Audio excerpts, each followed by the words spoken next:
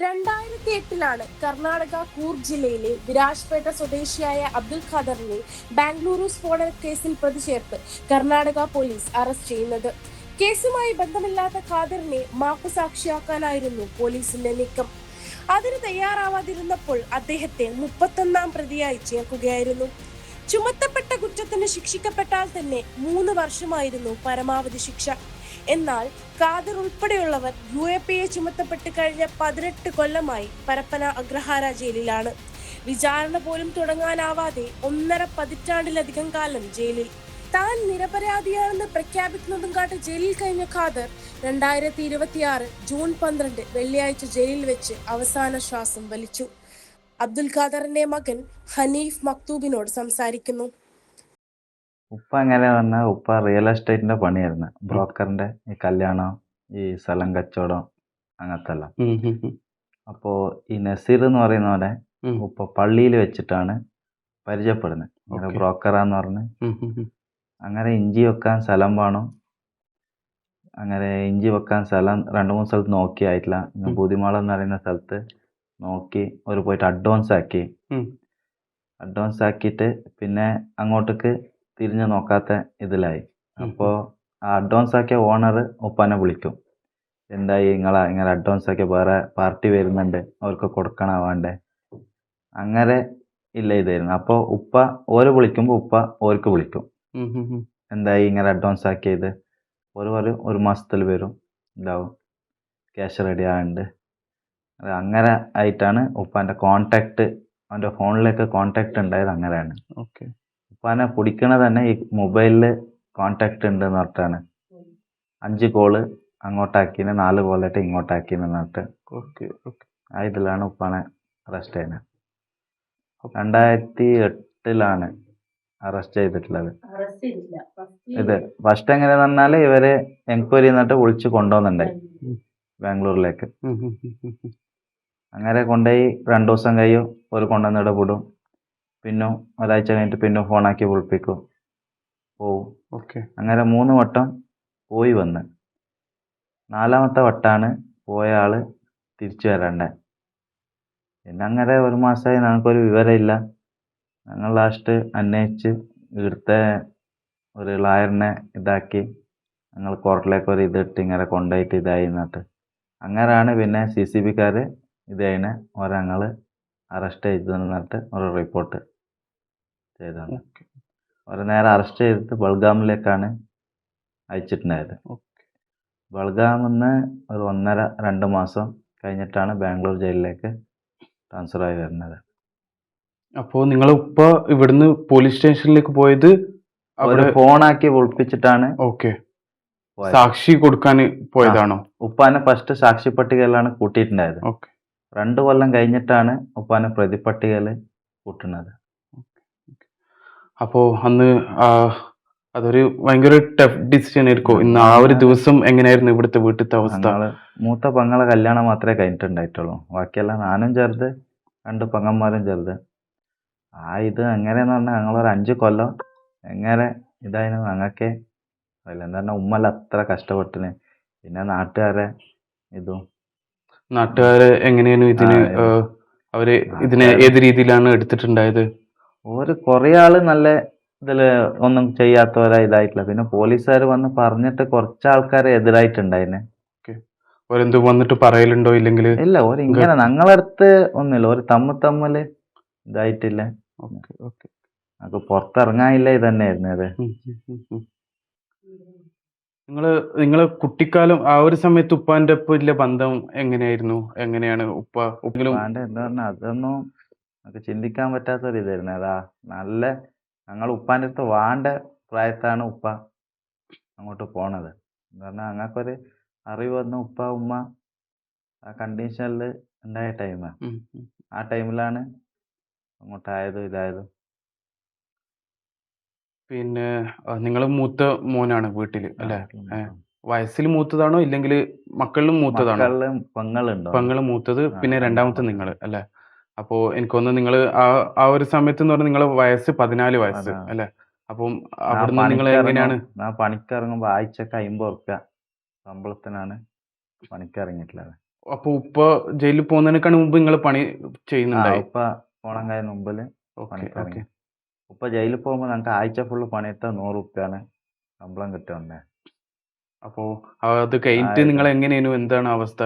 ഫാമിലിയിൽ എങ്ങനെ നോക്കിയത്? കുറെ പ്രശ്നങ്ങളും കാര്യങ്ങളും വന്നിട്ടുണ്ടോ? ഇപ്പൊ നാട്ടുകാരെ പ്രശ്നങ്ങൾ. അപ്പൊ അതിനെല്ലാം നിങ്ങൾ എങ്ങനെ നേരിട്ടത്? നേരിട്ട് പിന്നെ പഠിച്ചോന് ഇതായോണ്ട് പിന്നെ ഞങ്ങള് ഉമ്മാക്ക് ചെറിയ അംഗനവാടിയിൽ ചെറിയ പണി ഉണ്ടായിന്. ഉമ്മാന്റെ ശമ്പളം എന്റെ ശമ്പളം എല്ലാം വെച്ചിട്ട് പിന്നെ ഇത് ഇപ്പൊ ജയിലിലായിട്ട് 17 കൊല്ലായി അല്ലേ? കൊല്ലം.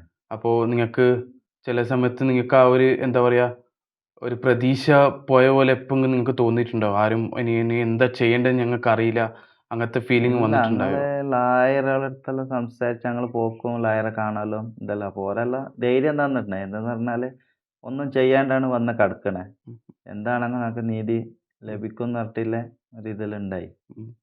ഒരു 3 മാസത്തില് ഏകദേശം എല്ലാം തീർന്നല്ല ലായർ പറഞ്ഞിട്ടുണ്ടായത്. കേസ് എല്ലാം കഴിഞ്ഞിന്, ഇനി ഇവര് ജഡ്ജ്മെന്റ് മാത്രമേ ബാക്കിയുള്ളൂ. ഉം.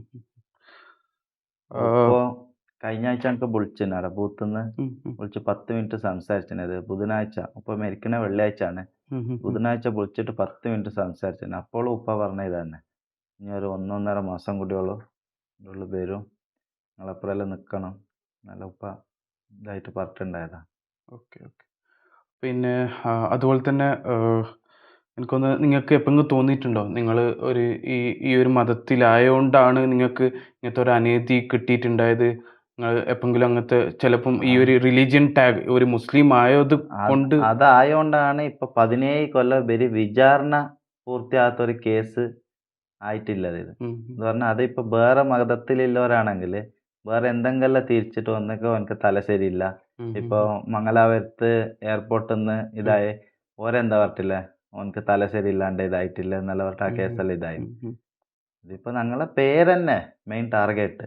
പിന്നെ അതുപോലെ തന്നെ നിങ്ങളെ ഉമ്മ ഇതിനെങ്ങനെയാ നേരിട്ടത്? ഉമ്മയും പിന്നെ 3 പെങ്ങന്മാരുണ്ട്. അവരെല്ലാം ഇതിനെ ഈ ഒരു വലിയൊരു സമയമാണല്ലോ 17 വർഷം. എന്തെന്ന് പറഞ്ഞാല് ഞങ്ങൾക്ക് ഉറപ്പുണ്ട് ഉപ്പ ഒരു തെറ്റ് ചെയ്തിട്ടില്ല. എന്തെന്ന് പറഞ്ഞാല് ഉപ്പ ഒരാളെ ഒരു വേദനിപ്പിക്കാത്ത ഒരു മനുഷ്യനാണ്. അപ്പൊ ഞങ്ങൾക്ക് 100% ഉറപ്പുണ്ട് ഇതില് ഒരു ഇതില്ല ഉപ്പാക്ക് ഇതില്ല. അതിന്റെ ധൈര്യം എല്ലാവർക്കും ഉമ്മ തന്നിനത്. പിന്നെ നിങ്ങൾ കുറെ ഈ ഇവിടെ ജയിലിലേക്ക് വിസിറ്റ് ചെയ്തിട്ടുണ്ടാവും അല്ലേ? നിങ്ങളും കുടുംബക്കാരെല്ലാം വിസിറ്റ് ചെയ്തിട്ടുണ്ടാവും അല്ലേ? അപ്പോ ഉപ്പാനെ കാണുമ്പോൾ ഉപ്പ ജയിലിന്റെ അവസ്ഥകൾ എല്ലാം നിങ്ങളടുത്ത് പറഞ്ഞിട്ടുണ്ടാവും. അപ്പോ എങ്ങനെയാണ്, നിങ്ങൾക്ക് എന്താണ് തോന്നിയിട്ടുണ്ടായത് ജയിലിന്റെ അവസ്ഥകൾ? ഉപ്പ എന്തെല്ലാം നിങ്ങളടുത്ത് പറഞ്ഞിട്ടില്ല? ജയിലിന്റെ എല്ലാം ഒരേ ജയിലിലാണോ ഉണ്ടായത്, ഇല്ലെങ്കിൽ വേറെ വേറെ ജയിലിലാണോ, എങ്ങനെയാണ്? ഇല്ല, ഉപ്പ പോയിട്ട് ഫസ്റ്റ് ഒരു 1.5-2 മാസമായിട്ട്, അതാണ് എൻ്റെ ഓർമ്മ, 2 മാസമായിട്ട് വെളഗാം ജയിലില് ഉണ്ടായത്. ആടുന്ന് ഇങ്ങോട്ട് ട്രാൻസ്ഫർ ആയ പിന്നെ ഇതേ ജയിലിൽ തന്നെ, ബാംഗ്ലൂർ ജയിലിൽ തന്നെ ഉണ്ടായത്. ഇപ്പൊ 17 കൊല്ലത്തില് ഉപ്പാക്കൊരു 10 കൊല്ലൊന്നും വലിയ പ്രയാസമൊന്നും ഈ 10 കൊല്ലത്തിന്റെ ശേഷമാണ് ഉപ്പാക്ക് ഈ അസുഖങ്ങളും ഇതെല്ലാം വന്നിട്ട് ഇതാൻ തുടങ്ങിയിട്ടില്ലേ. ജയിലിന്റെ ഉള്ളിൽ വേറെ എന്തെങ്കിലും പ്രശ്നങ്ങളെല്ലാം ഉണ്ടായോ? അങ്ങനെ എന്തെങ്കിലും ഉപ്പ പറയലുണ്ടോ? മെയിൻ ചികിത്സ ഇതാണ്, ചികിത്സ കിട്ടണില്ല എൻ്റെ ഉള്ളില്. ഇവർ ഷുഗർ എല്ലാം വന്നാൽ തിരിഞ്ഞു നോക്കണില്ല. ഒന്നാമത് 500-600 അല്ല ഷുഗർ ഇല്ലത്. ഒരു ആടുന്ന് ഒരു ചെറിയൊരു ഗുളിക കൊടുക്കും. അയ്യോ, ഉപ്പാക്ക് മരുന്നെല്ലാം ഉപ്പ സെപ്പറേറ്റ് പുറത്തുനിന്ന് മേടിക്കണ്ടായതാ. മെഡിക്കൽ ഇൻസുലിൻ ആട്ടെ എല്ലാം. ഉപ്പ 6 കൊല്ലായി എൻ്റെ ഉള്ളില് ആസ്പത്രിയിൽ അഡ്മിറ്റ് ആയിട്ട് ജയിലില്. 6 കൊല്ലായി. എന്ത് ഷുഗർ ഒന്നും നോർമൽ ആകാത്തോണ്ട്. പിന്നെ കാലിന്റെ ചെറിയൊരു പ്രശ്നം ഉണ്ടായത്, ഒരു മുറിയായിട്ട് ഉണങ്ങാണ്ട പ്രശ്നത്തില് ഈ അടുത്ത കാലിന്റെ ചെറിയ വിരല് മുറിച്ചിന്. അതിലൊരു 2 കൊല്ലം മുറിച്ചിട്ട് ഉണങ്ങാണ്ട് ഭയങ്കര ഇതുണ്ടായിരുന്നു. ഇപ്പൊ അടുത്തും രോഗം നല്ല രീതിയിൽ ഇതായോണ്ട് നിങ്ങൾ ബെയിലിന് വേണ്ടിയിട്ടല്ല അപ്ലൈ ഞങ്ങള് കഴിഞ്ഞ മാസം 16-ാം തീയതി ഓർഡർ ഇട്ട് 22-ാം തീയതി ഓർഡർ പാസ്സായിന് ഇതെന്ന് കോർട്ടിന്ന്. അതവിടെ കൊടുത്തിന്. എന്നിട്ട് ഇവർ ആസ്പത്രിയിലേക്ക് അയച്ചു പറയുന്നത് അങ്ങനത്തെ പ്രശ്നങ്ങളില്ലാന്നാ ഒരു പറയുന്നത്. എന്ന് പറഞ്ഞാൽ ഒരു കിഡ്നി ഫുള്ളായിട്ട് പോയിന്. ഒരു കിഡ്നി ആകെ 30% വർക്ക് ഉണ്ടായിട്ടുള്ളൂ. അതല്ല ഡോക്ടർ പറഞ്ഞു നടന്ന്. ഉപ്പാക്ക് OPD ഉള്ളത് ചൊവ്വാഴ്ച ആണ്. ആ ചൊവ്വാഴ്ച OPDക്ക് പോണ ടൈമിൽ ഒന്ന് എസ്കോർട്ട് കൊടുക്കൂല ഇവര്, ഇല്ല ജയിലിൽ നിന്ന് എഴുതൂല പോകാൻ വേണ്ടിയിട്ട്. ആദ്യം കുഴപ്പമുണ്ടായിട്ടില്ല. ഈ അലോക് കുമാർ വന്നിട്ട് ചാർജ് എടുത്തേ പിന്നാണ് ഈ പ്രശ്നങ്ങളല്ല. ആർക്കും ചികിത്സ കൊടുക്കണില്ല, ഇതാക്കണില്ല, പുറത്ത് ആസ്പത്രിക്ക് അയക്കണില്ല, ഓക്കെ. ഈ പ്രശ്നങ്ങളല്ല. നിങ്ങൾ ജയിലിൽ അപ്പം വിസിറ്റ് ചെയ്യലുണ്ടായിരുന്നോ? ഞാൻ ഒരു മാസം 2 മാസത്തിനൊരിക്കൽ ഓക്കെ. വിസിറ്റ് ചെയ്ത്. ഉപ്പ എന്തെങ്കിലും പറയലുണ്ടോ അവിടുത്തെ പെട്ടെന്ന് വരും അങ്ങനത്തെ രീതിയിൽ? ഉപ്പ ഇപ്പോൾ ഞങ്ങൾക്കിപ്പോ മരിക്കണേൻ്റെ 9 ദിവസം വിളിച്ച ബുധനാഴ്ച ഉച്ചക്ക് വിളിച്ചിന്. ഉച്ചക്ക് വിളിച്ചിട്ടാണ് ഉപ്പ സംസാരിച്ചിട്ടുള്ളത്. എൻ്റെ അടുത്ത് ലാസ്റ്റ് സംസാരിച്ചിട്ടുള്ള ബുധനാഴ്ചയാണ്. ഓക്കെ. അപ്പോൾ ഉപ്പ നല്ല ഇതിൽ തന്നെ സംസാരിച്ചില്ല. ഇതെന്ന് പറഞ്ഞാൽ ഒന്നാമത് ഇത് കൂടിയുണ്ട്, ഷുഗർ ഹൈ ഉണ്ട്, നോട്ടെ ഇവർ ആശുപത്രിക്ക് അയക്കുന്നല്ല പറഞ്ഞ എൻ്റെ അടുത്ത്, പക്ഷെ അവർ അയച്ചിട്ടില്ല. ഉപ്പ അപ്പോൾ ഇതിലെ പറഞ്ഞ ഞങ്ങൾക്ക് ഇപ്പോൾ വരുന്ന മാസം ഒന്നിക്കെ ജാമ്യം കിട്ടും, സുപ്രീം കോടതിയുടെ ഓർഡർ ഉണ്ട്, 4 മാസത്തിൽ വിധി പറഞ്ഞില്ലെങ്കിൽ ജാമ്യം കൊടുക്കണം എന്നല്ല. അപ്പോൾ ഉപ്പ ആ പ്രതീക്ഷയിലാണ് നിന്നിട്ടുണ്ടായത്. ഓക്കെ. പിന്നെ ഇതാണല്ലോ പുതിയ വീട്. പുതിയ വീട്ടിലേക്ക് ഉപ്പാക്ക് വരാൻ നല്ലൊരു ആഗ്രഹം നല്ല ഉണ്ടായി. ആഗ്രഹമുണ്ട്. അപ്പോൾ ഉപ്പ എന്തേലും പറയുന്നുണ്ടായത്? ഉപ്പ പറയുന്നുണ്ടായി ഇനി വന്നിട്ട് വേണം നമുക്ക് ഈ വീട്ടിൽ നിൽക്കാൻ ഇതാക്കാനെന്ന്. വീട്ടിൽ വരാൻ വേണ്ടിയിട്ട് ഒരു 5 കൊല്ലം മുമ്പ് പെങ്ങളെ കല്യാണം ഉണ്ടായി. അതിന് വന്ന് ഇതായിട്ട് എല്ലാം ഏകദേശം റെഡി ആയിട്ടുണ്ടായി. ലാസ്റ്റ് ടൈം ഇവർ ക്യാൻസലാക്കി വരത്ത്. ഓക്കെ. ഇവിടെ കൊറോണ ഉണ്ട് അതുണ്ട് എന്നിട്ട് ആ വരത്ത് ക്യാൻസലാക്കി. ആ ഇതിലെല്ലാം കുടുംബക്കാരെല്ലാം വന്നിട്ടുണ്ടായിരുന്നു ഉപ്പാനെ കാണണം എന്നിട്ട്, ഉപ്പാൻ്റെ ഫാമിലിയിൽ നിന്നും. അന്ന് രാവിലാണ് കോടതിയിൽ നിന്ന് ഓർഡർ വരുന്നത്, ഇല്ല ഇതാവില്ല. അപ്പൊ ഉപ്പ ഇതുവരെ ബെയിലിൽ വന്നിട്ടില്ല? ഉപ്പ ചെറിയ പെങ്ങളെ കല്യാണത്തിന് ഒരു 3 ദിവസം, അത് 10 കൊല്ലം മുമ്പ്. 10 കൊല്ലം മുമ്പ്. പിന്നെ അതിൻ്റെ മുമ്പില് ഉപ്പാൻ്റെ ഉമ്മ മരിച്ചിട്ട് 2 ദിവസം ഓക്കെ. ഓക്കെ. പറവളിൽ വന്ന് ഓക്കെ. ഓര് വന്ന് കൂട്ടിയിട്ട് വരും. ഉപ്പാൻ്റെ ഉമ്മ വന്നിട്ട് മരിച്ചിട്ട് വന്നത് രാവിലെ വന്ന് ഒരു 11 മണിയാകുമ്പോൾ വന്ന് 5 മണിയാകുമ്പോൾ കൂട്ടിക്കൊണ്ടുപോയി. പിന്നെ പിറ്റേ ദിവസം രാവിലെ വന്ന് വൈകുന്നേരം ആകുമ്പോൾ കൂട്ടിയിട്ട് പോയി. പെങ്ങളെ കല്യാണത്തിന് വന്നിട്ട് 3 ദിവസം വീട്ടിൽ തന്നെ ഉണ്ടായിരുന്നു. ഓക്കെ. ഓക്കെ. പിന്നെ നിങ്ങൾ ഇവിടെ കുറേ ചെറിയ കുട്ടികളുണ്ട്, നിങ്ങളെ മക്കളും അതുപോലെ തന്നെ നിങ്ങളെ പെങ്ങളെ മക്കളല്ലോ. അപ്പം അവരെല്ലാം വല്യുപ്പ എടുത്തുനിന്ന് ചോദിക്കുമ്പോൾ നിങ്ങൾ എന്താണ് പറഞ്ഞു കൊടുക്കല്? ആൻഡ് അവര് ഇതിനെ ഏത് രീതിയിലാണ് അവർ അതിനെടുക്കുന്നത്? എല്ലാം ചെറിയ ചെറിയ കുട്ടികൾ ഒരു ഫസ്റ്റെല്ലാം ഒരു പേടിയായിട്ടാണ് ഈ ജയിലിലേക്കെല്ലാം പോകുമ്പോൾ, ഈ പോലീസും വലിയ ജയിലും ഇതെല്ലാം കാണുമ്പോൾ അവർക്കൊരു പേടിയായിരുന്നു. പിന്നെ ഓരോ കുറച്ച് വലുതായ പിന്നാണ് പെങ്ങളെ കുട്ടിയൊക്കെല്ലാം ഇത് വരുന്നത്. അവരെന്തോ പറയലുണ്ടോ? അവർക്ക് എന്ത് കേസ് ഇതൊന്നും അറിയില്ല, ഇപ്പൊ ജയിലിലാന്നില്ല. നിങ്ങൾ പറഞ്ഞു കൊടുക്കാൻ ശ്രമിച്ചിട്ടുണ്ടാവും ഇങ്ങനത്തെ? അതെല്ലാം പിന്നെ അവർക്ക് ഇപ്പൊ കുറച്ച് ബുദ്ധി വന്നു, അവരിപ്പോ കുറച്ച് വലുത് കുട്ടികളെ, അപ്പൊ അവർക്ക് അറിയാം. പിന്നെ ന്യൂസിലും കാര്യങ്ങളിലെല്ലാം. അതുപോലെ തന്നെ UAPA എന്ന് പറയുമ്പോൾ ഒരു കേസ് എന്ന് പറഞ്ഞാൽ ആൾക്കാർ പേടിക്കുന്ന ഒരു കേസാണ്. ഓക്കെ. ചിലപ്പോൾ കുടുംബക്കാർ നിങ്ങൾക്ക് എപ്പോഴെങ്കിലും അങ്ങനെ ഫീൽ ആയിട്ടുണ്ടോ? കുടുംബക്കാർ വരുന്നില്ല വീട്ടിൽ എന്ന് പറഞ്ഞാൽ ആ ഒരു ടെററിസ്റ്റിന്റെ ഒരു പേര് വന്ന്, അപ്പോൾ ടെററിസ്റ്റിന്റെ കുടുംബം, ടെററിസ്റ്റിന്റെ മോന്, അങ്ങനത്തെ നിങ്ങൾക്ക് എപ്പോഴെങ്കിലും ഒരു അങ്ങനെ ഒരു എന്താ പറയുക ഒരു ഇത് കിട്ടിയിട്ടുണ്ടോ? ആരെങ്കിലും അങ്ങനെ വിളിക്കുന്നത്? കുടുംബത്തിന്റെ അടുത്തൊന്നും അങ്ങനെ ഓക്കെ. ഇതില്ല. നാട്ടുകാരാണ്. ഓക്കെ. ഫസ്റ്റ് ടൈം അങ്ങനെ വെച്ചിട്ടേ കാണുന്നുണ്ടായതാ. പിന്നെ അവരും 17 കൊല്ലായില്ലേ. ഓക്കെ. ഓക്കെ. ഇതായി. അതുപോലെ തന്നെ പോലീസാറ്റം ഇങ്ങനെ വരുത്തുണ്ടോ? അങ്ങനെ എന്തെങ്കിലും നിങ്ങൾക്ക് പ്രയാസങ്ങളും കാര്യങ്ങളും? ഇവിടുത്തെ പോലീസുകളായിട്ട് ആദ്യം കുറച്ച് ബുദ്ധിമുട്ടുണ്ടായതല്ലാണ്ട് പിന്നെ പ്രശ്നം ഉണ്ടായിട്ടില്ല. ഓക്കെ. ഓക്കെ. ഓക്കെ. പിന്നെ നിങ്ങൾക്ക് എന്താ പറയാനില്ല അനീഫ്ക? നിങ്ങൾക്ക് എന്തായാലും ഈ ഒരു 17 വർഷം നിങ്ങൾ പോയിന്, നിങ്ങൾക്ക് ജനങ്ങൾക്ക് എന്താ പറയാനില്ല? നിങ്ങൾക്ക് ഇപ്പോൾ ഇനിയിപ്പോൾ നിങ്ങൾ പറഞ്ഞ പോലെ തന്നെ ഇനി അടുത്തൊരു 1-1.5 മാസത്തിന്റെ ഉള്ളിൽ ഇൻഷാ അല്ലാ വിധി വരും. ഓക്കെ. അപ്പോൾ നിങ്ങൾ എന്താണ് ഇതിന്ന് ഒരു വിധി എന്താണ് നിങ്ങൾ പ്രതീക്ഷിക്കുന്നത്? അതുപോലെ തന്നെ ജനങ്ങൾക്ക് എന്താണ് പറയേണ്ടുള്ളത്? ഇതുപോലെ തന്നെ ഇപ്പോൾ ഇന്ന് നിങ്ങളെ ഉപ്പ നഷ്ടപ്പെട്ടു, അതുപോലെ തന്നെ കുറെ ആൾക്കാർക്ക് അവരെ ഉപ്പമാര് അവരെ വീട്ടുകാര് അവരെ ജയിലിലുണ്ട്. ഓക്കെ. അപ്പോൾ ആ ഒരു രീതിയിൽ നിങ്ങൾക്ക് എന്താണ് ഒരു മെസ്സേജ് കൊടുക്കാനുള്ളത് ജനങ്ങൾക്ക്? വിധി എന്ത് ജഡ്ജ്മെന്റ് ആണ് ഇത്, പക്ഷെ ഞങ്ങളൊരു തെറ്റ് ചെയ്തിട്ടില്ല എന്നുള്ളത് ഞങ്ങൾ വാദിച്ചു, ഞങ്ങൾ ഇതാക്കിയിട്ടെല്ലാം പറഞ്ഞു. ഇനി ജഡ്ജ്മെന്റ് ഇത് വന്നാലേ ഞങ്ങൾക്ക് എന്തെങ്കിലും പറയാൻ കഴിയും. കാരണം ഞങ്ങള് ഒരു തെറ്റ് ചെയ്തിട്ടില്ല എന്നുള്ളത് എല്ലാവർക്കും അറിയാം. പിന്നെ സാക്ഷി ഇതെല്ലാം ഇതാക്കിയിട്ടെല്ലാം പറഞ്ഞു കൊടുത്തിന്.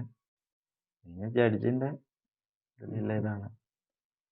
ഒന്നാമത് ഉപ്പ മരിക്കാനുള്ള കാരണം ഇവരെ ചികിത്സ ഇതാണ്. ചികിത്സ കൊടുക്കാണ്ടാണ് ഇപ്പൊ മരിച്ചിട്ടുള്ളത്. ഇനിയും അതിൻ്റെ ഉള്ളിൽ കുറേ ആളുണ്ട് ഇങ്ങനെ ചികിത്സ കിട്ടാണ്ട് ബുദ്ധിമുട്ടുന്ന ആൾക്കാർ. ഇപ്പം എൻ്റെ ഒപ്പം എന്തായെങ്കിലും ചികിത്സ കിട്ടാണ്ട് മരിച്ചു കഴിഞ്ഞാൽ ഓർക്കെങ്കിലും ചികിത്സ കൊടുത്തിട്ട് ഓരോ ആരോഗ്യം കൂടി ഗവൺമെൻറ് നോക്കണം. ഈ കേസിൻ്റെ വിധി വരുന്ന വരെയെങ്കിലും ഒരു ഇപ്പം ഇത്ര 17 കൊല്ലം കാത്തിരുന്ന് ഈ ലാസ്റ്റ് ടൈമിലെല്ലാം ഇങ്ങനെ ആക്കുമ്പോഴാണ് ഓർക്കും ഭയങ്കര ആഗ്രഹമുണ്ട്. ഇത് 17 കൊല്ലം വരെ നീതിക്ക് വേണ്ടിയിട്ട് ഒരാടെ ഈ ലാസ്റ്റ് ടൈം ഇങ്ങനെ വിധി വരേണ്ട ടൈം ആകുമ്പോൾ ഇതാകുമ്പോൾ